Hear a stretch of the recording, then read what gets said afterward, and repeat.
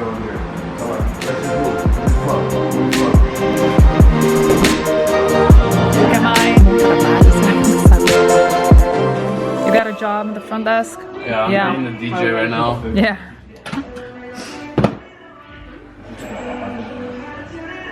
This is Eddie. Believe it or not, he's older than me. This day 3, 4, I don't even know. But another day in the Lakes District here in Kendall. Another day, another seminar. I'm gonna go see what he's talking over there. One of the two was hard, and the other one I did a little light. Like I was playing defensive, he was playing offensive, like I let him, he was trying to jump on my back and choke me. I was like shaking him off, or we were doing movement. But it was, I could tell he was respecting how I was feeling, and I was respecting how he was feeling. We were like moving. And at the end of it, we did like, probably like 15 minutes together, right? Yeah. At the end of that, we were both sweating, and I don't know what he did after that, but I went and trained with everybody, and I felt good. It wasn't like I didn't feel like, you know? I train with everybody, I just thought my thing. Come on.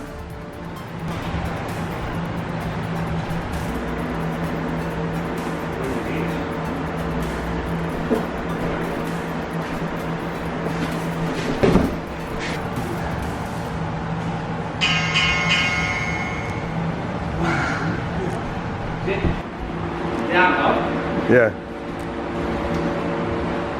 I was about to come over and get a recording of it. From down, lift the hips to turn, and over the head, and drive it forward. I saw you put that, right before the one he got out, you had like a triangle on the shoulder. Yeah. You do that? Like that. You do that often? That's if I go wrong. And Big flirt. like, come on, get over here. And like so many people in I want to say the States, I'm just going to say in the world, right? People victimize themselves. They make excuses for themselves. They make dilemmas. They make situations, you know, like, oh, because of this, or because of my upbringing, because of my childhood, because of their circumstances. Your story, even the stuff you told me about swimming, I'm like, you did that with swimming? Like you swam at an all-time high level, right? It's one of the highest levels in the state, apparently, right? In the country, right? I got a couple of world records and British records when I was swimming. And you're the first black belt in Europe with a disability. Yeah. And I'll tell you, first-hand speaking, the first round we had on Friday, he almost tapped me right out of the gate, and I was like, oh my goodness. It threw me off. I spent the whole roll kind of like scared to put my hands on him. Because I was like, everywhere I put my hands, I was like, he's gonna trap me. Something's gonna happen. So like, just tell me, like, what do you tell the world, right? Because people are always, like I said, just making up excuses. You know what? I think all things aside, my upbringing was very good. My mum and dad were really, really supportive. They took me all over the country to swim all the time. So when I was Achilles age, I was training like 30 hours a week, and my dad used to drive me all over. So I had a hell of a lot of support whilst I was swimming. It was hard work. So when that stopped, that was my shoulder that packed in. I needed something else. I was always a fan of UFC and stuff back in the day. Me and my dad used to just play fight together all the time. So it was a natural progression for me to luckily find somebody that trained Jiu Jitsu and carry on into this. The biggest thing for me is I just like problem solving. I like playing around. I like not being able to do things normally and having to adapt it. I like that it challenges me. And even now, like I've been doing this 12 years plus, and it's still every day there's something new to learn. Yes, but I think the answer is deeper. The question is, even with a handicap, you find the ability to dig deep and problem solve. What's in your mind? What is it that makes you find the answers or dig deeper than the normal person, right? Because a normal person makes excuses. The guy's like, oh, you know, I got kids. You got how many kids you got? 3 kids. You got a wife? Wife, You got a business? couple. Yeah. You got a lot happening, and you still are really good at jiu-jitsu, and you still manage to get to this level in your life, and you're still, like, I hung out with you for 3 days now, and in any moment that I feel like you were any different than any of us, like, there's nothing different about you, you're just a normal person.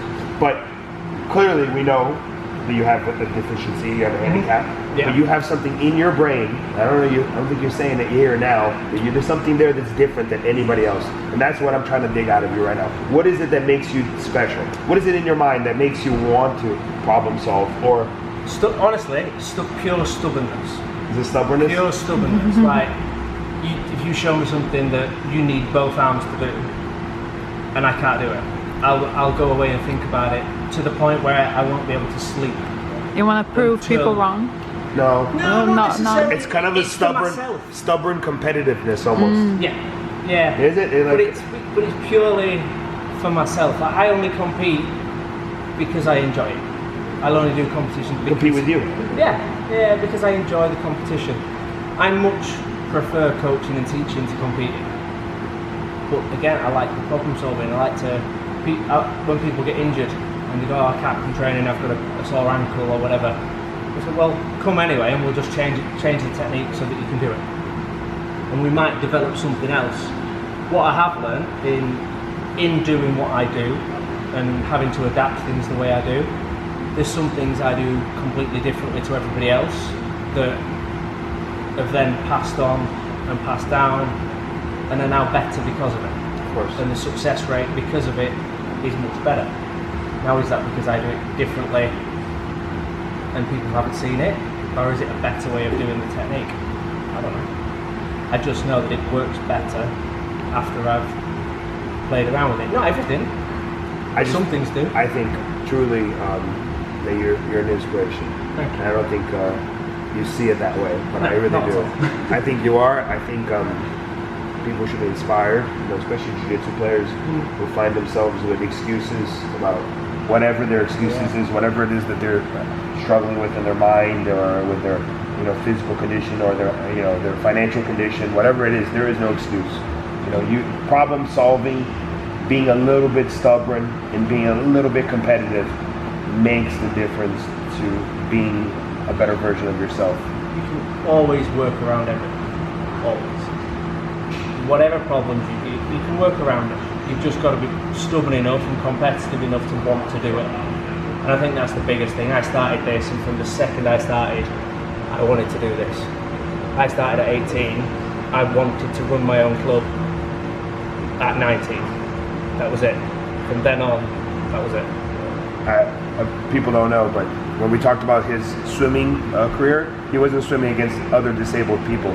He was swimming against regular two-armed normal human beings. I did both. So I did the disabled competitions as well. That's what a lot of my world records and British records were in. But I would do normal competitions all the time. Jiu-jitsu competitions with normal people, and even fought MMA, right? Yeah. 6 fights in MMA, if I'm mistaken. 6, right? Yeah. Like a lot of them were embarrassing. I wasn't good when I did MMA. Yeah, but still. I just wanted to see if I could. That was it. It's incredible stuff. It is pretty incredible. Thank you for having us here in this beautiful part of the UK, Lake District, Kendall, right? Got that right? Yeah. And what an amazing couple days here, and just change my perspective of life and everything. It's good. It's been really fun. A lot of fun to do. Oh. Let's go get some food. Let's go. Sam's like, why? Where are we going? We're going for food, so it's okay. Going to Manchester. Killers. Sam's gonna drive us there. Just left the seminar.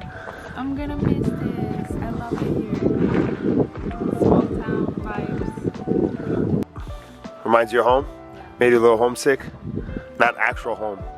Not Davie, Florida. No. Nova Friburgo. Until next time, good trip so far here, and got to meet some cool people, and we're out. When nobody else did. Nobody else in Kendall. You don't get armbarred, you just get armbarred in London. I'm taking No that. one even tags me in London. I'm the only person in the UK one to have tags me. armbarred you. I'll tag There was a you. Just kill me. So thank you very much. Send me your bank details, right, and I'll transfer you some cash. You brought it down. Thank you very much.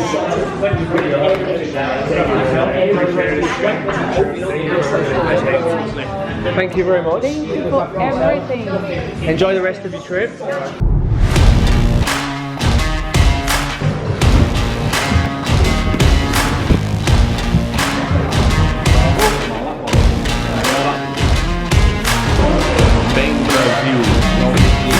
Yeah.